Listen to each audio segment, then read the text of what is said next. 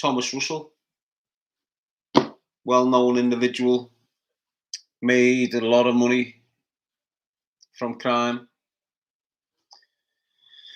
He's from up them areas, been up there for a long, long time.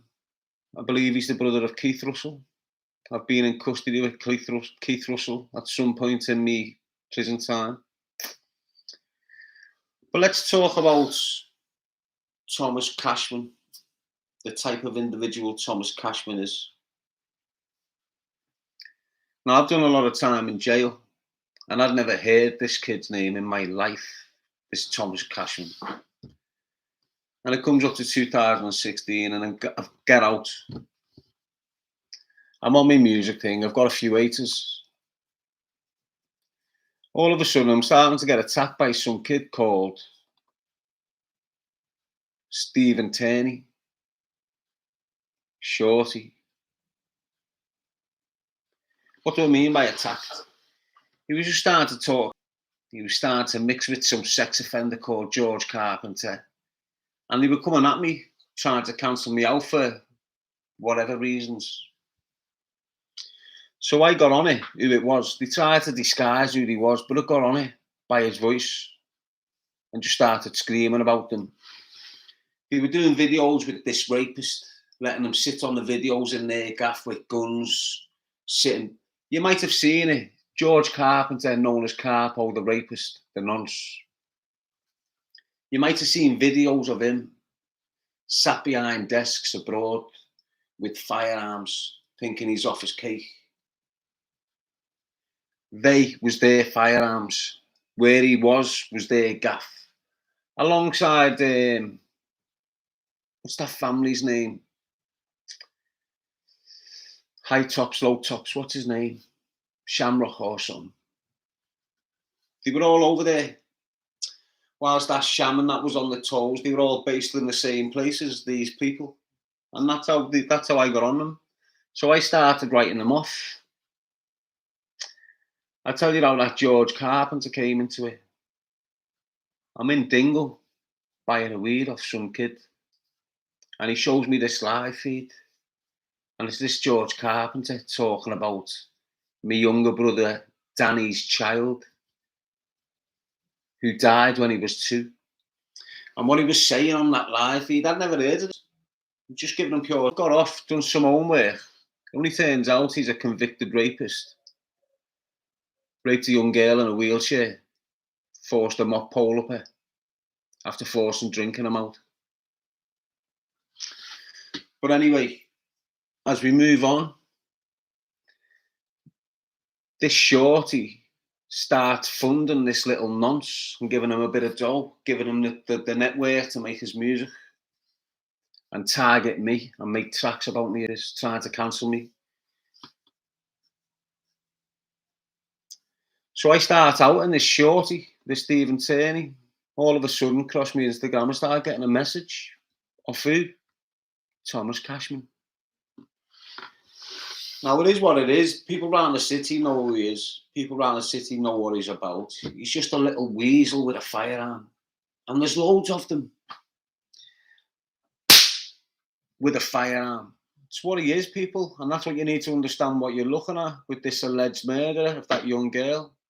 He's a complete little slap with a firearm. And a few kind and willing to give him to dough because he's dangerous with a firearm. So you've got Stephen Turney having this little Cashman. Didn't even know who he was till he messaged me on Instagram, wanting to come to me flat. Now, I'd already, a few months before, tried to be killed off the fence on my ma's step. So because of that, instead of me moving out to Liverpool, I moved 300 yards round a corner into a top floor flat. And when I was in there, I was under pure pressure. But he had still had bellends like him coming, thinking I was daft. So he's messaged me, I need to speak to you, like, where can I meet you? I said, come to me flat. When can I come? I said, come now. No. Can we set another time? Then he went missing 6, 8, 12 weeks.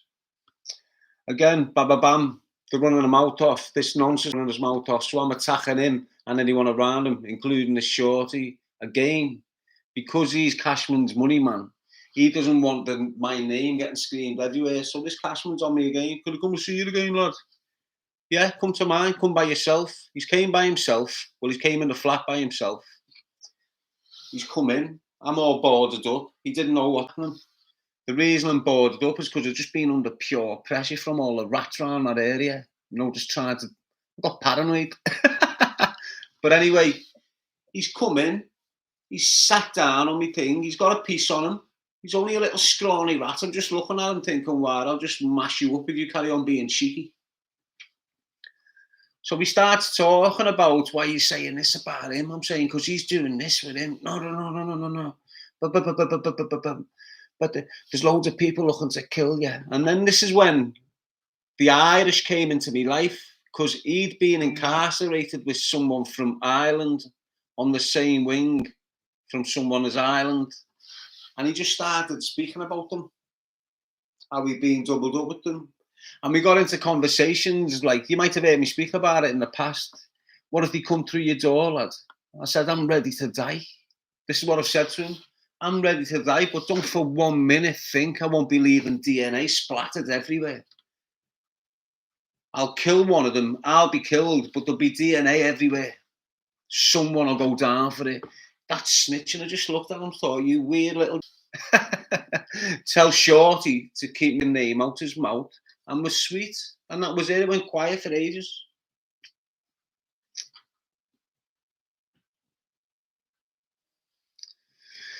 This is all truth.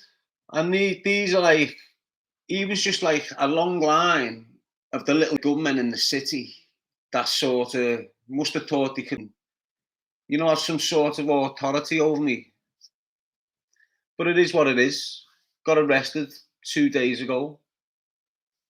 He's gone in. My theory, put a prepared statement with an alibi. The alibi's being Russell. Russell hasn't backed it. Something's gone wrong. Brought into custody. 1 life. I believe they might have a firearm somewhere, but I'm not too sure. I'm not going to start speaking about the investigation.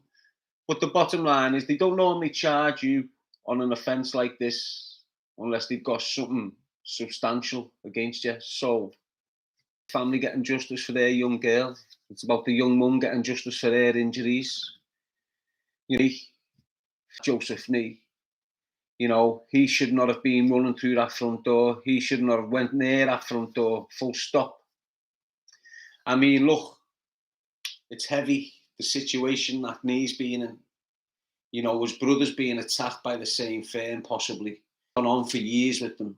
So when they're coming for him, he's running for his life. And I've done it myself in the past. Gone through the first front door available, the first shop door available. If you've got kids with weapons looking to do serious harm to you and you feel you're in a bad place, you're going through the first front door. But the bottom line is this. There's a child in there.